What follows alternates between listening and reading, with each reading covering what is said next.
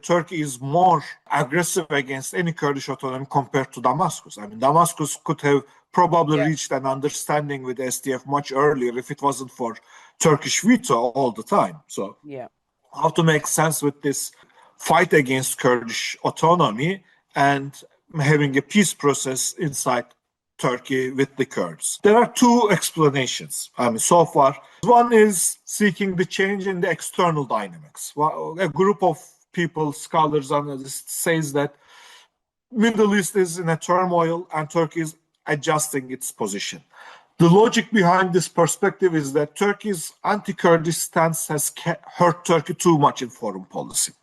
Because of its own aggressive Kurdish policies, Turkey's hand has weakened in Iraq and Syria, and Turkey is losing its hegemonic appeal. In contrast, by making peace with Kurds, Turkey actually could have become a bigger player in the Middle East. A Kurdish-Turkish alliance would actually make Turkey the most important country in the Middle East. That perspective is informing these analyses. Middle East is in turmoil. Turkey needs to adjust its policies. Second group says that this is primarily triggered by domestic political calculations. It has nothing to do with the external events. They argue that for Erdoğan, domestic politics is always more important than foreign policy. Erdoğan's primary goal is survival. He is a survivor. He has survived several political crises.